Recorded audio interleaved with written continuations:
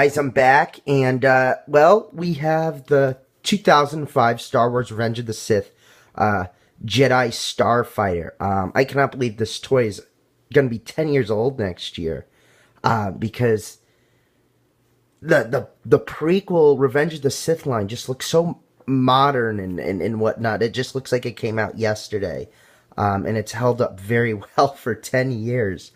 Most of the prequel stuff though, but this, it just looks like it just came out recently.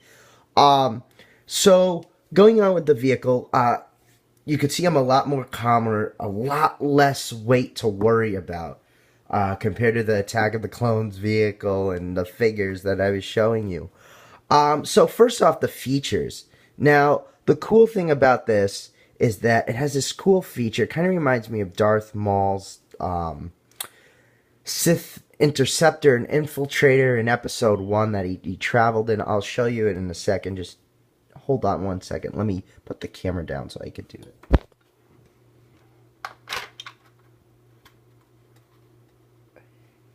So you can see it has, whoops.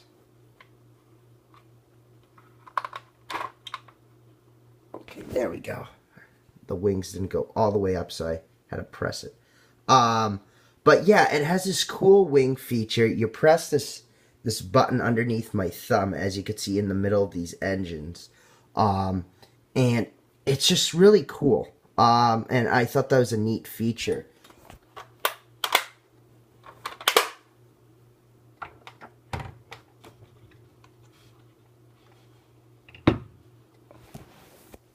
Okay. So yeah, this little button here activates that. You kind of have to press it hard, or only one wing goes up, so you have to press them kind of hard to pop it, but not too hard.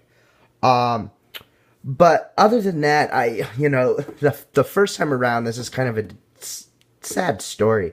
I bought this vehicle 3 years ago, and when I first bought it, I was so excited because I didn't buy any of the Revenge of the Sith vehicles or the toys when they came out, because I was in high school, and I just kind of lost interest, because I think everyone was around this point when the prequels were coming out, even though this was the last hurrah at the time. But I got it in the mail, $20, opened it up. The first thing I did was, I didn't even care about the instructions to the decals. I just, pressed this lever, and only one wing popped up, another one didn't work.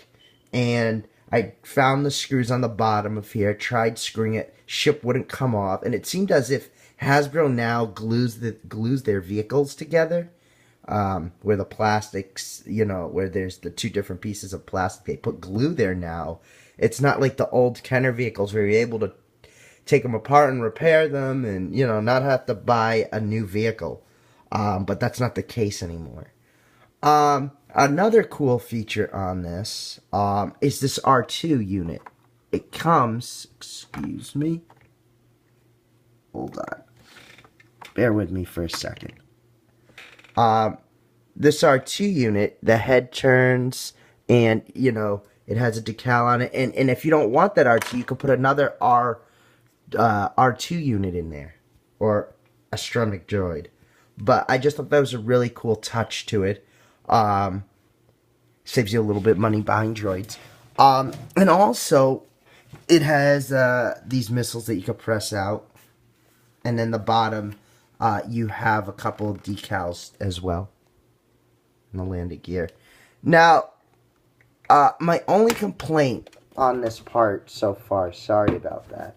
My only complaint on this piece so far is the landing gear. It's not really the sturdiest in the world. It tends to slip down. So you got to make sure they're really locked forward. Don't press too hard, but you just got to make sure they lock forward, because if you push it back, it'll just fall. Landing gears will close. Now, decals on here. Easier to put on than Attack of the Clones, Jango Fett, Slave 1. There's a couple of tight corners in there, but you can maneuver with it, and it's not that bad. Now, the only issue that I have with this, and I'm not done with the decals yet, just to show you an idea. Some of them were just too small, and there was one issue with one of the decals. Thank God it wasn't a main decal on the instruction. But as you can see, there's a little somewhat weathering, not weathering, but a little bit of wear. When I peeled it off, very weird. It must have, for that one section of the decal, must have been some excess glue. So it kind of got stuck, and it didn't have adhesive on the bottom. So I basically had to take a little bit of Elmer's glue, and it's a little bit creased, a little bit, but not too bad.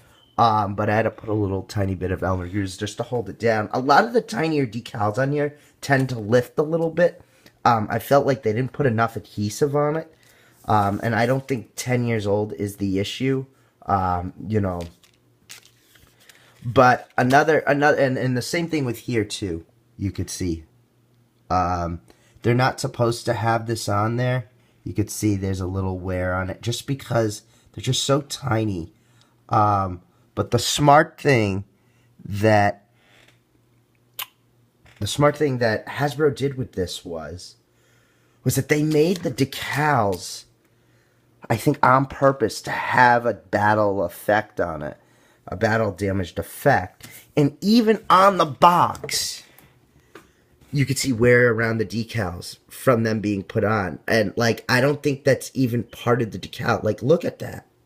That's not even like wear on the decal. That's like weathering, or maybe it is wear. Who knows? But if you go on rebelscum.com in the diagrams, I usually use that when I'm putting together mostly the modern vehicles from the prequel line. On this particular toy, these two decals tend to have a little crease in the middle of it because it's just so tiny. And they lift, and you know that's my only issue with the decals. And as you can see, as some of the other ones, not really that one, but yeah, like they just not here, but let me see if I can find one. Not really. You couldn't really see it on the iPhone as I'm recording, but yeah, that's my only issue. But it's a win-win situation because it's on the box. If it wasn't on the box, I think I'd be having a different conversation. But as you can see on the instruction booklet, I think when collectors look at this, since it's, you know, out of the package and, you know, still mint, you know, they're just looking for the main decals, the bigger decals. I think they're really looking for the wear in the bigger decals because I think they know about these smaller ones are going to have the wear just from even taking them off the decal sheet itself. So yeah, and I saw it on Rebel Scum too. So if you see it on Rebel Scum, you know there's nothing really to worry about. But yeah, so this is the ship. You know, it was a very easy to assemble, no stress, very well done, very smart way of kind of putting the weathering on these decals from Hasbro, and how they did it on the box too. Because when you put these on, you might notice a little wear or whatnot. But it's common, I believe, with this toy. And they kind of did it on purpose and even on the box. So that's my safe zone. But other than that, it's a cool toy. It's not that big. Doesn't take up that much space. And I still can't believe this is 10 years old. Now, the last feature, if I didn't cover it, it has two missiles that shoot out. So, yeah. But anyway, stay tuned for the next video. We're going to cover the figure and also the instructions that I forgot to show from Attack of the Clones as well, from the Jango Fett. So I'll throw that in this video because one cool thing about the prequel line, and in any Star Wars line, you know, starting from the vintage stuff from the 70s and 80s, and the instructions, how they've evolved over the years. I've always found that really cool. But anyway, stay tuned for part 3 of this item. Thank you.